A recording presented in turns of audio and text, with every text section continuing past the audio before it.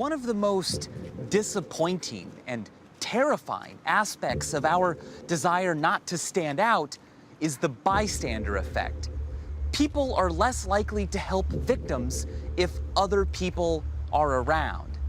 One of the most famous examples is told in Psych 101 classes all over the world. It's the story of Kitty Genovese, a woman who was brutally stabbed and raped in New York City in 1964. It was a murder that symbolized the apathy of many to big city crime.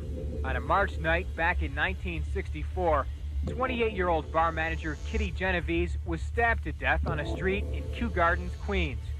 Police say at least 38 people heard her screams, but did nothing to help.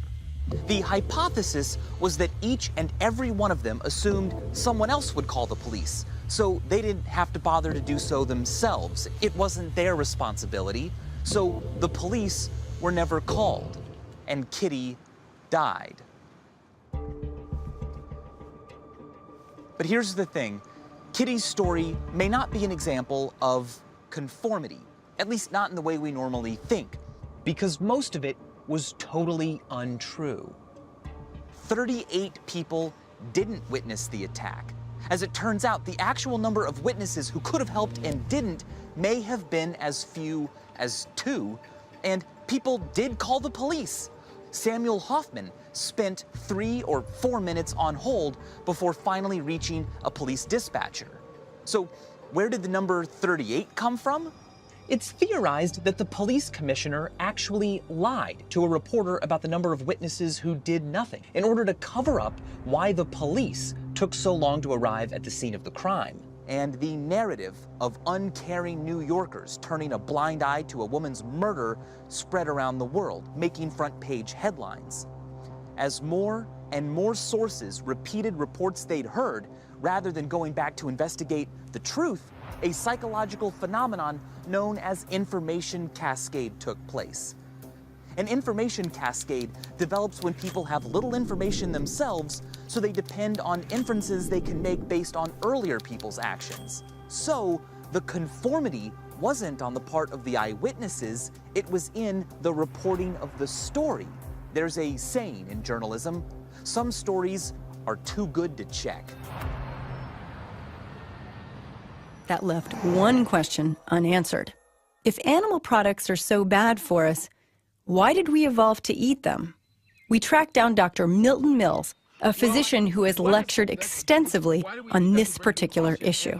And currently what people believe is that when human beings moved out of equatorial areas into the more temperate areas around the globe where plant foods weren't available year-round, that it then became necessary to eat animal foods in order to survive. And that's when humans developed sophisticated hunting technology so that they would be able to make it through, say, the winter months when plant foods weren't available until they could then start gathering their plant foods more.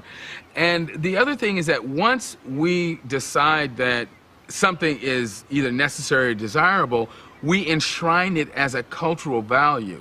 And once it becomes part of our culture, it really doesn't matter whether or not it's necessary or important for survival. We'll do it anyway because, you know, we consider it to be necessary and important. Right. So it seems that it was evolutionarily advantageous for humans to have as many food options as we could. And that's why we became omnivores. But now that so many people in developed countries have access to healthy plant foods year-round, we don't need animal products to thrive anymore. Because we're killing the planet with our growing meat and dairy habit, it has now become evolutionarily advantageous for us to adopt a plant-based diet. One forward thinker of the past century became vegetarian at the end of his life. He is quoted as having said, "Nothing will benefit human health and increase chances for survival of life on Earth as much as the evolution to a vegetarian diet."